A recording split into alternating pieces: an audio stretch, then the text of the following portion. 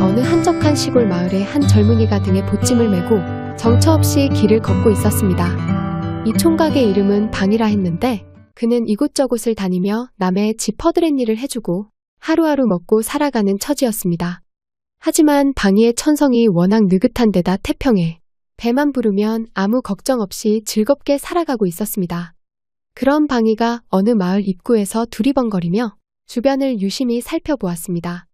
보아하니 논이며 밭이 많은 것이 일할 손도 꽤 필요하겠는데 당분간은 이 마을에서 지내야겠다.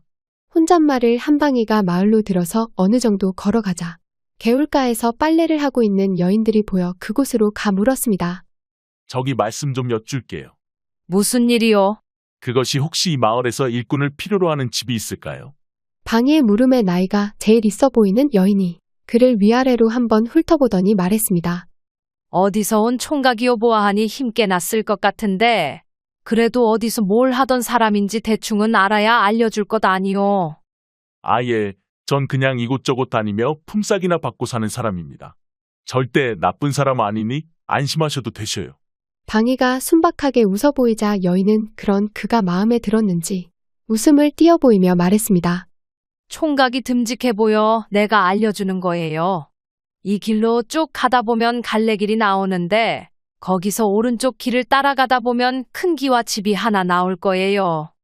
그 집이 과부 마님 혼자 주인으로 계시는 집인데 인심도 좋고 일하는 사람들한텐 품삯도 후하게 쳐주니까 그 집만한 데가 없을 거예요. 아예, 감사합니다.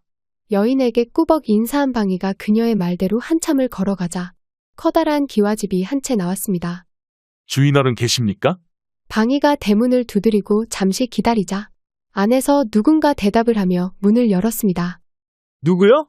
집안에서 일하는 하인처럼 보이는 중년 남자가 나오더니 방이를 보고 퉁명스럽게 물었습니다.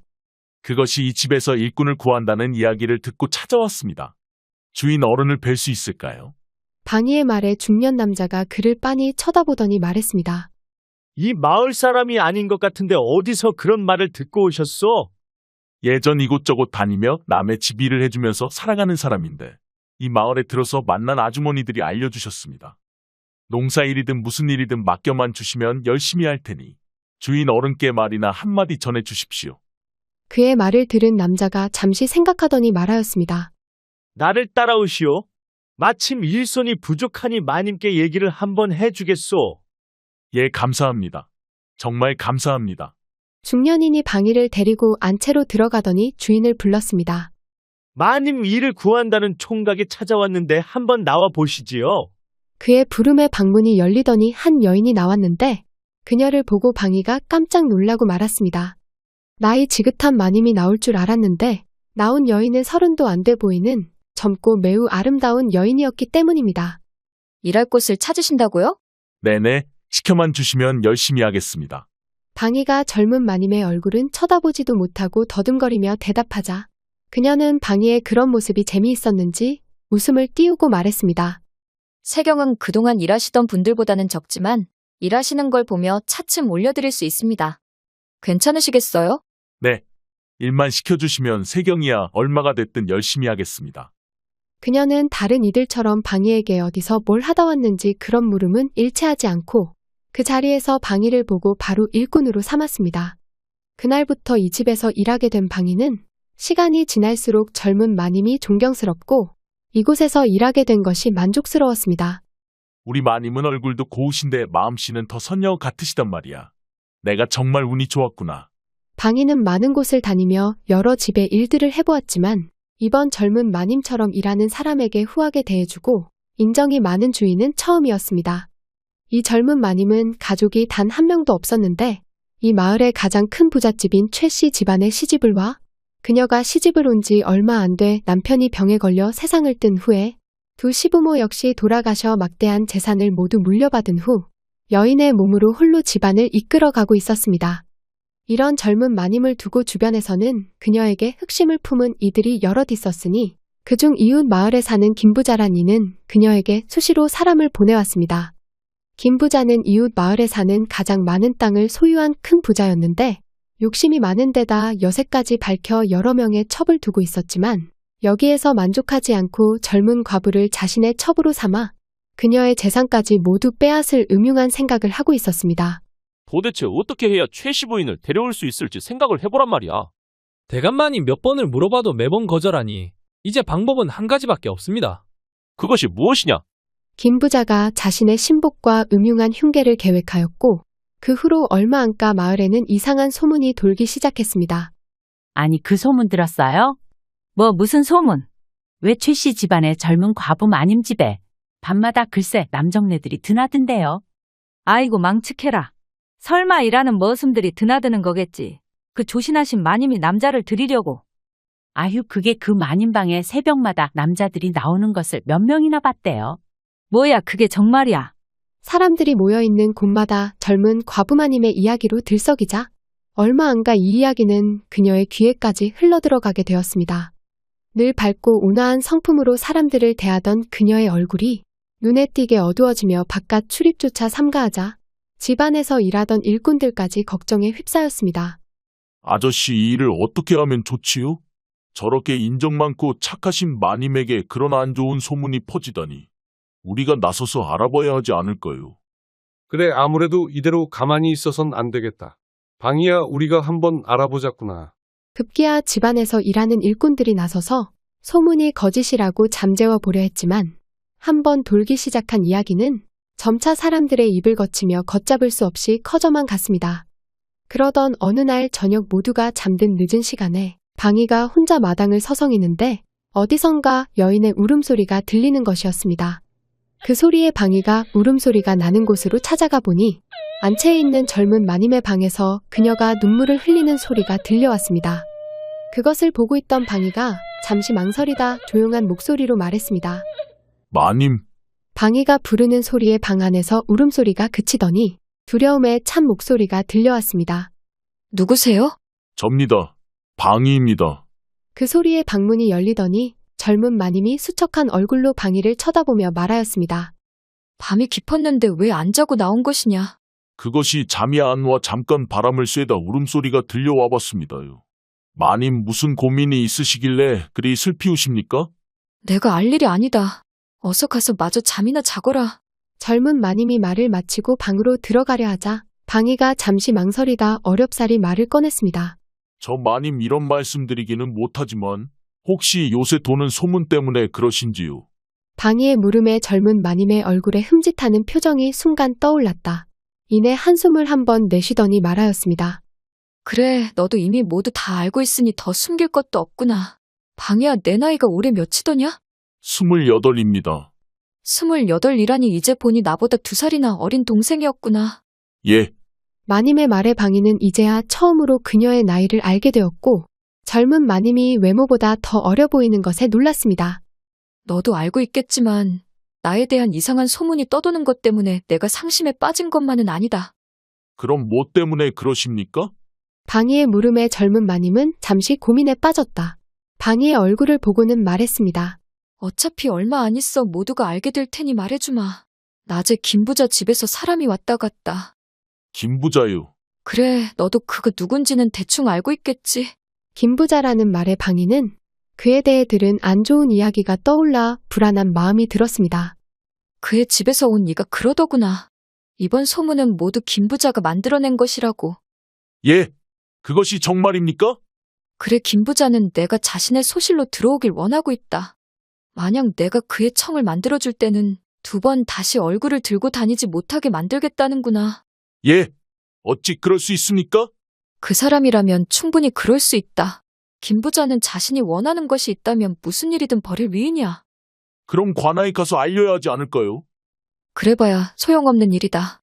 관아의 현관부터 말단 포졸들까지 김부자에게 뇌물을 안 받은 이가 없구나. 그가 무슨 일을 벌이든 그들은 모두 한통속인 게야.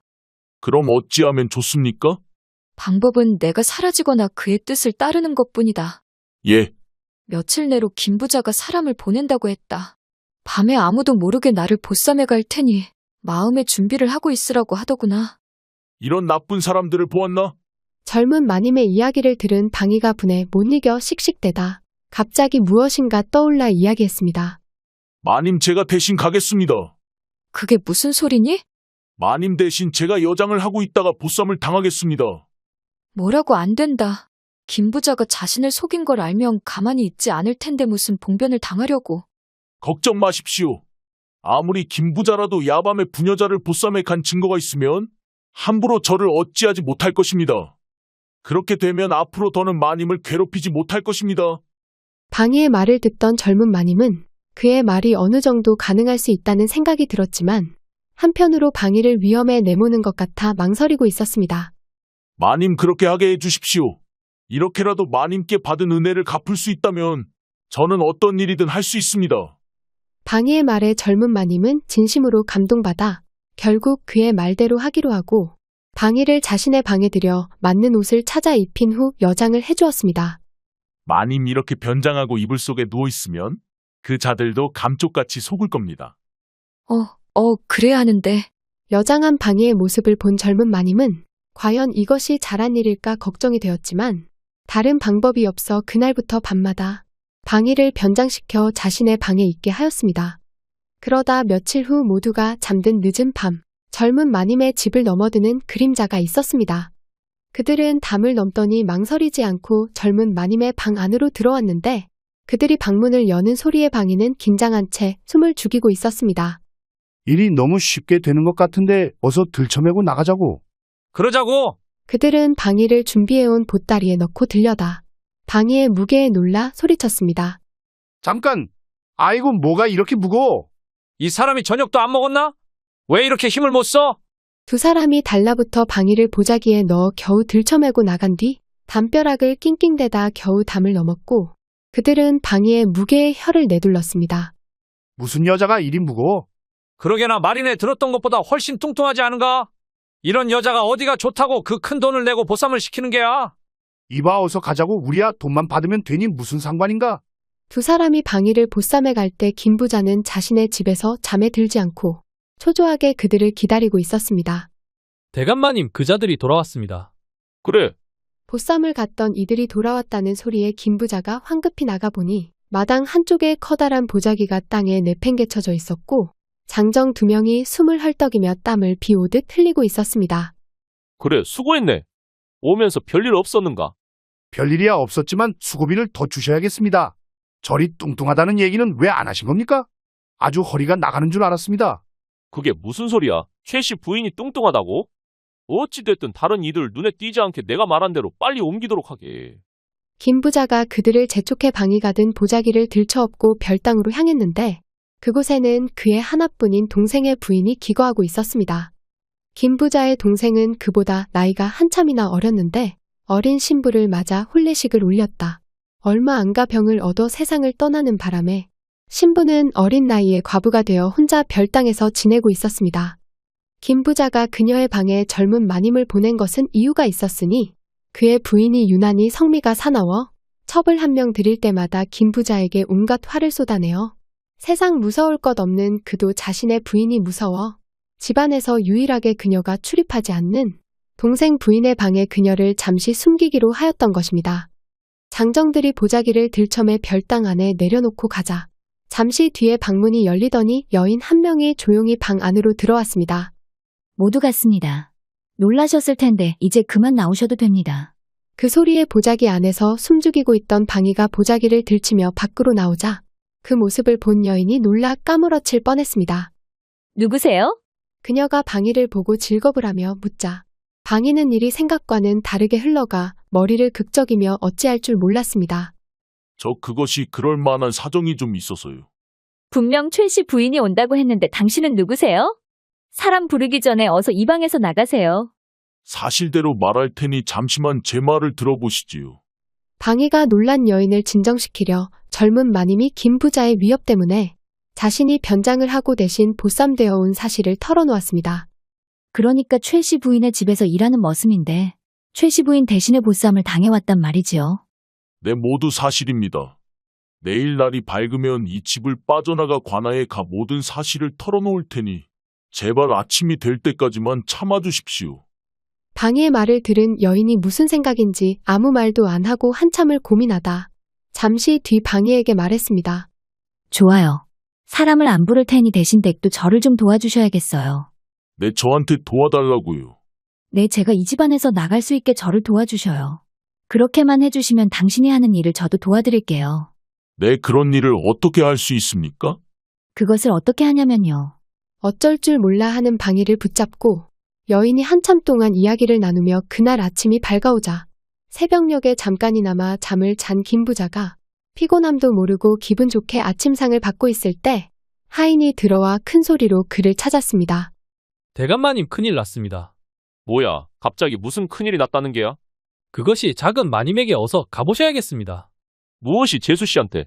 하인의 말에 놀란 김부자가 맨발로 뛰쳐나와 별당으로 달려가 보자 방문 앞에서 주저앉아 하염없이 울고 있는 동생의 부인을 볼 수 있었습니다. 아니 이게 무슨 일이요? 재수 씨 간밤에 무슨 일이라도 있었던 것이오? 그러자 서럽게 통곡하고 있던 어린 과부가 그를 올려다보며 울먹이는 소리로 말했습니다.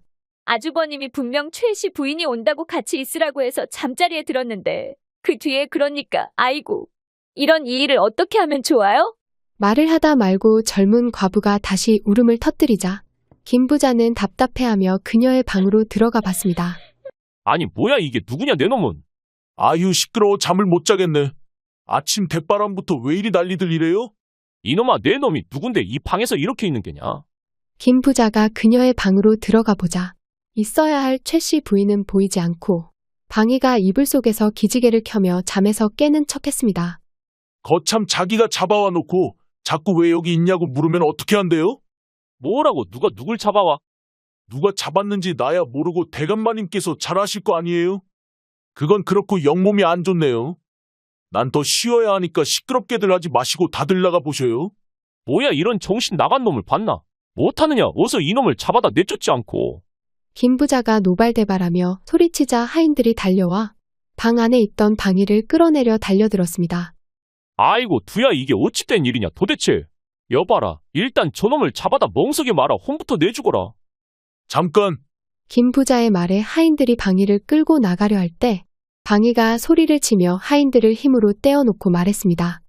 누구라도 내 몸에 손가락 하나라도 댔다가는 간밤에 무슨 일이 있었는지 동네 방네 소문내고 관아에도 고할 테니 잘 생각해 보는 게 좋을 거예요. 뭐라고 이놈이 내가 누군 줄 알고 그딴 소리를 하는 것이냐 여봐라. 잠깐만요. 아주버님. 김부자가 하인들을 부르려 하자 이번에는 젊은 과부가 나서며 그를 말리고 말했습니다. 이 일이 소문이라도 나는 날에는 저는 얼굴을 들고 살 수 없을 뿐더러 가문에 씻지 못할 죄를 짓게 되는 일입니다. 그러니 제발 진정하시지요. 그녀까지 이렇게 나오자 김부자도 더 이상 화를 내지 못하고 그 자리에 주저앉아 버리고 말았습니다. 아이고 이 일을 어찌하면 좋냐. 우리 집안이 아주 개망신을 당하게 생겼구나. 김부자가 주저앉아 한참을 한탄하다 어느 정도 진정이 되자 주변 사람들을 모두 물리고 방희와 조용한 방 안에 단둘이 마주 앉게 되었습니다. 내가 최 씨 부인 집에서 일하는 모습이라고. 네. 김부자는 간밤에 보쌈에 온 사람이 최 씨 부인이 아니라 그녀의 집에서 일하는 머슴이었고 그 머슴이 자신의 재수 씨와 동침했다는 사실을 알자 하늘이 노랗게 보였습니다. 그래 내 돌리지 않고 바로 말하마. 이 일을 덮으려면 어찌하면 좋겠느냐. 대감님이 일이 나오시니 저도 바로 말씀드리지요. 그래 말해보거라. 앞으로 2번 다시 우리 마님한테 찝적대지 마시고. 뭐 찝적? 예. 그리고 또 그 다음에 이 집에 젊은 과부 마님을 내보내주시면 제가 거둬드리지요. 뭐야 이런 정신 나간 놈을 봤나 지금 그걸 말이라고 하는 게야. 네. 젊은 과부 마님이 이 집에 계속 계셔봤자 서로에게 좋을 것이 없습니다요. 사람들에게는 친정으로 보내셨다 하시고 저와 조용히 떠나게 해주시지요. 허! 방희의 말에 김부자는 가슴만 두들기며 어찌할 줄 몰라하다. 그날 저녁 해가 지고 주위가 어두워질 쯤 김부자의 집에서 2명이 조용히 나오는 것이었습니다. 그들은 방희와 젊은 과부였는데 두 사람은 김부자가 아무도 모르게 내보내 늦은 시간에 그의 집에서 나오게 된 것이었습니다. 저기 일단 해가 졌으니 저희 마님 집에 가셨다. 내일 아침 길을 떠나시지요. 네. 방희의 말에 젊은 과부는 조용히 고개를 끄덕였고 두 사람은 최 씨 부인의 집으로 향하게 되었습니다.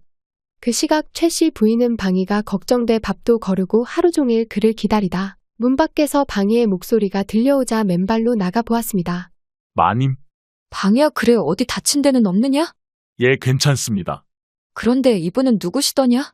최 씨 부인이 방희의 뒤를 따라온 젊은 과부를 보고 묻자 방희가 나서며 말했습니다. 말하자면 이야기가 길어지니 들어가서 말씀드리지요. 그래, 안으로 들어가자꾸나. 세 사람이 방 안으로 들어가자 방희가 김 부자의 집에서 있던 일들을 모두 이야기해 주었고 최 씨 부인은 진심으로 방희에게 고마워하며 말했습니다. 방희야, 내가 큰일을 하였구나. 내가 아니었으면 내 한 몸 어찌 될지 생각만 해도 겁이 난다. 옆에서 이야기를 듣고 있던 어린 과부가 방희에게 고개를 숙이며 말했습니다. 저 역시 은인께 진심으로 감사드립니다. 은인이 아니셨다면 저는 평생을 그 감옥 같은 곳에서 한 발자국도 나가지 못했을 것입니다. 과부 마음은 과부가 안다고 했던가 최 씨 부인은 자신보다 어린 과부가 안쓰러워 보여 그녀의 처지를 이해할 수 있었습니다. 동생, 앞으로는 동생이라 부를게. 다른 사람 눈치 보지 말고 내 집에 있고 싶은 만큼 편히 지내다 가. 말씀만이라도 고마워요. 하지만 제가 여기 오래 있었다간 아주버님께 그 사실이 알려지기도 하면 큰 낭패를 겪을 거예요. 저 때문에 언니와 은인께 폐를 끼칠 순 없어요. 걱정 마. 방희야, 내가 없을 때 곰곰이 생각하고 결정해 둔 일이 있단다. 그것이 무엇입니까, 마님? 방희가 궁금해하며 최 씨 부인에게 묻자 그녀가 두 사람을 번갈아 보더니 말했습니다. 나는 모든 재산을 정리해서 이 마을을 떠날 생각이다. 그리고 말을 하던 최 씨 부인이 자세를 바꿔 앉더니 방희에게 고개를 숙이며 말했습니다. 나를 너의 아내로 맞아주겠니? 네, 마님 갑자기 왜 그러세요? 방희가 기겁해하며 어쩔 줄 몰라 하자 옆에 있던 어린 과부 역시 방희에게 절을 하며 말했습니다. 은인, 저 역시 은인을 평생 지아비로 모시고 싶습니다. 부디 저도 받아주시지요. 아니, 다들 갑자기 저한테 왜 이러셔요? 저 같은 놈이 어떻게 마님들을 아내로 맞을 수 있습니까? 은인께서는 충분히 그럴 자격이 있으세요. 더는 저희의 청을 거절하지 마시고 받아주시지요. 네. 방희는 그녀들의 말에 어쩔 줄 몰라 했지만 거듭되는 두 사람의 청을 거절하지 못하고 결국 그날 저녁 세 사람은 아무도 모르게 부부의 연을 맺고 얼마 후에 최 씨 부인은 모든 재산을 정리한 후 아무도 모르는 곳으로 이사해 세 사람은 평생 동안 행복하게 살아갔다고 합니다.